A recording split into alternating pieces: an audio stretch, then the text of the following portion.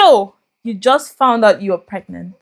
You got those pregnancy lines up and you're wondering, oh my God, who do I tell first at work? You're a nurse. If you're a nurse like me, you're wondering, my manager, my colleagues, who do I tell and when do I tell them? Okay. And you feel a bit overwhelmed. Calm down, take a deep breath. Congratulations, first of all, on the journey to carrying a whole human being in you. What a beautiful day. The ones that always stay. Living my best life. Come on me. Together we shine. In this video, I am going to walk you through step by step the things you need to do when you first find out you're pregnant and you're wondering when and how to apply for mat leave and who to tell and when. Okay, so that you can get entitled to your mat leave pay and everything around maternity leave in terms of work. Okay, I am a nurse, NHS Nurse, Research Nurse. Yes, I live in Portsmouth in England. Yeah, hi. I had a baby recently. Yeah, a beautiful baby girl. She's currently just lying down on the couch, beautifully playing and making some queen sounds. So if you hear a baby in the background, that's my girl. That's my queen, my little angel. Yes, there she is. So I'm currently on mat leave. I'm not even sure why I'm wearing this crop, but I feel like I just thought I'll look more professional in scrubs, or maybe look less maternity leave like if I put on my scrubs and make a video on mat leave. But anyways, guys, there you have it. So guys, if you're like me, I was very overwhelmed when I found out I was pregnant, and I found out at work, by the way. So it was very hard not to tell my colleagues at first. But I didn't tell them immediately though. Of course, the first person I told was my husband, and yeah, when he came to pick me up from work. But then I was wondering, when do I tell my manager? When do I tell my colleagues and things like that? First thing I would say is don't get overwhelmed. There are no specific timelines in terms of until you feel comfortable, or even until you start showing, because most people start showing around 20 weeks pregnant, or maybe 24 weeks pregnant. I don't know, depending on your body type and everything. But I decided I would tell my manager a little bit early because I needed support from my work colleagues and there's support from my manager as well, even from the early stages of my pregnancy. So once I told my husband and my close family members, I told my manager as well. Okay, so because I probably have shared on the channel, or maybe not, I had a previous miscarriage. So I told my manager I actually started bleeding at work, so I had to inform my manager. I was even in a different department, another story for another day. But I rushed to the hospital. We lost that pregnancy, but the support I got from my manager, my work colleagues during that time was enormous. It was immense. So I thought, you know what, I shouldn't delay telling this one as soon as possible, because I wanted, support during my pregnancy journey. Even the early stages, first trimester, was very important to me. But you're only required to tell your manager or your HR department 15 weeks before your due date. Okay, that's about 25 weeks pregnant, and probably that'll be enough time for you to process it and maybe be comfortable telling people. You might even be showing already, might have a bump showing, so probably feel more comfortable sharing. But yeah, that's the requirement. But I advise people to tell their manager a little bit early if you want. Firstly, because nurse life gets busy, you might forget, annual leave might come into play, you might be off work for some time and not really get to notify your manager officially on time, and you risk not getting your mat leave and pay if you don't inform your manager and your HR department on time. So I would say do it as soon as possible. Do not wait for 25 weeks pregnant before you tell them. Do it before that time. Okay. Second reason why I would say do it early is because you have antenatal care appointments as well, and those are most likely going to be within working hours. So you might need to leave work for those. If you're like me, I worked 8 a.m. to 6 p.m. So there's no way I could do it out of working hours. Poor guy, she was on her tummy, probably tired of tummy time. Normally you're advised to do your antenatal care appointment out of working hours, but if you're like me, my working hours were, first of all, 8 a.m. to 6 a.m. So there's no way I could do my ANC appointment out of those hours. I had to do them within working hours most of the time, and it's paid time off. So my manager needed to put that on the roster as well, and I have the backup that I'm not at work, I'm at my appointment, and my manager is notified. So that's the reason why you would probably have to inform your manager even before, because you have your booking appointment with your midwife way before 25 weeks pregnant. You've got other appointments, you've even got your scan appointments as well with your ultrasound person, sonographer as well. So definitely you would need that time off, and it's paid time off as well. For your partner, if it's NHS working as well, he could get some time off to accompany you for your appointment. But I think they get just like 3 times of off that is paid. If they need any more time off, it might need to be taken as unpaid leave or annual leave.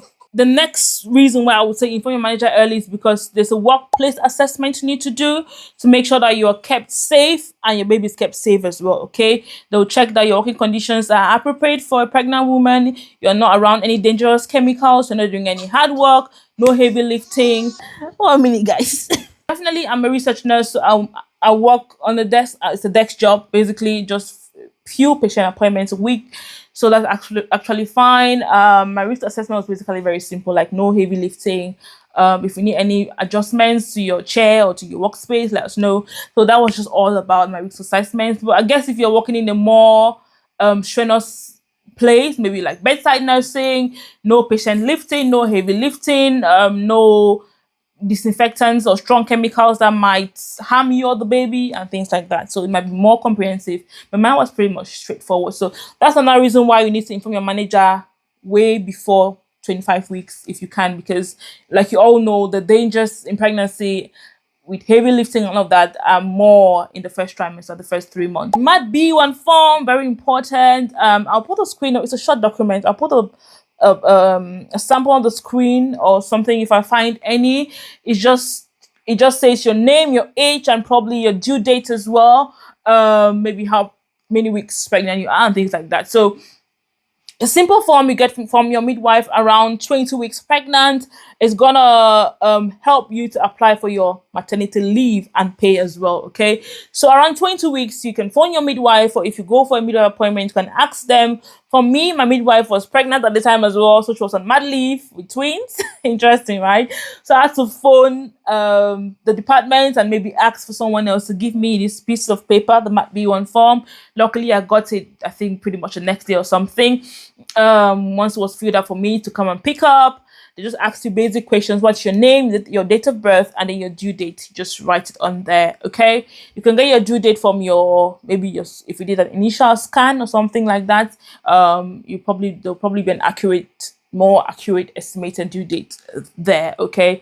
You can get it from there and tell your midwife, and then they'll give you that form. So that's the form you're going to use to now apply for your maternity leave. Okay? So you're entitled to 52 weeks of mat leave, okay? If you've been working for the NHS for the past 12 months leading up to the 11th week of gestation, you're entitled to 52 weeks of mat leave. That's about roughly a year, okay? And you can either take the entire year or you might take a fraction of the year. But you're not allowed to work 2 weeks after you've given birth to your baby. Those 2 weeks are protected. No one is allowed to work by law, okay?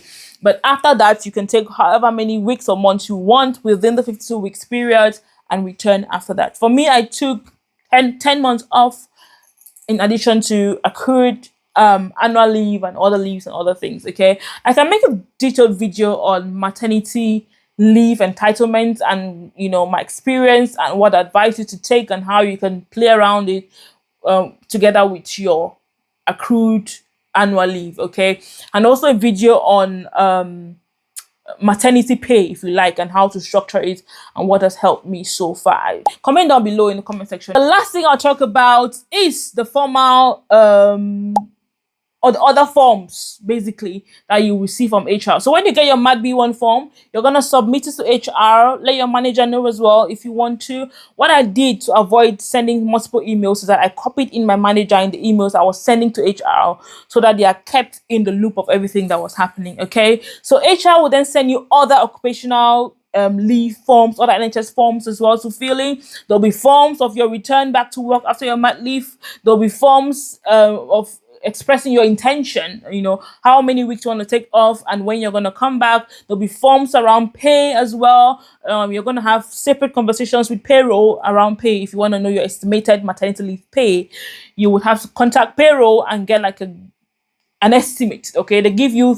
the payroll, our payroll, I mean in my trust, gave me like 3 options. So I could either tell them to give an estimate for say 10 months, 9 months, 12 months. Okay, so I could ask for 3 pay breakdowns of my maternity leave pay, and they did give me 3. I asked for 3, they gave me 3, then I had to pick 1 out of those 3 and give them to approve. Okay, so you can do that as well. Again, I can make a separate video on maternity pay if you want, and what I did and what I found useful in that process. Okay, comment down below if you would want me to do a video on that. Okay, so you'll fill out all those forms, and like I said, let your manager know as well of what you're doing, how long you're taking off, and when you're coming. You're not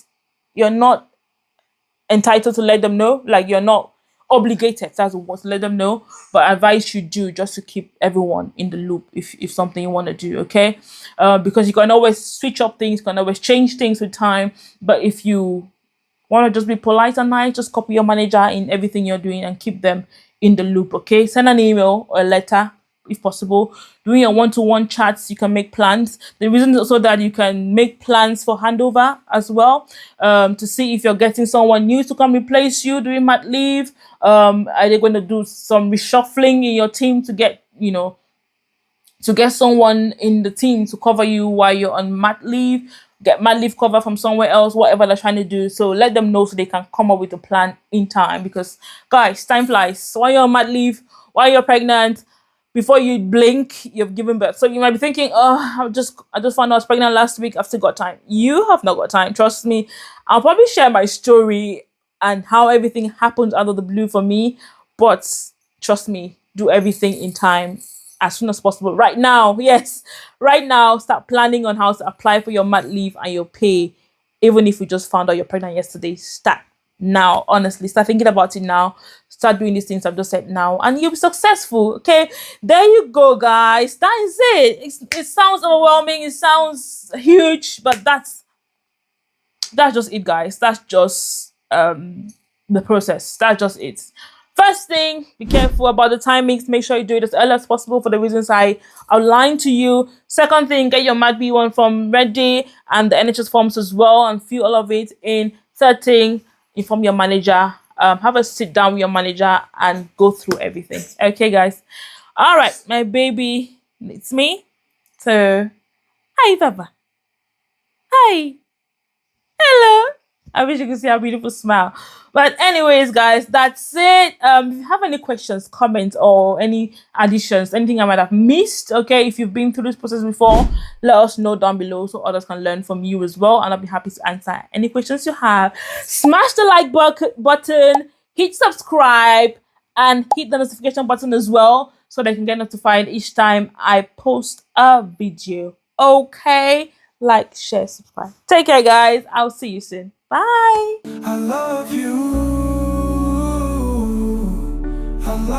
forever.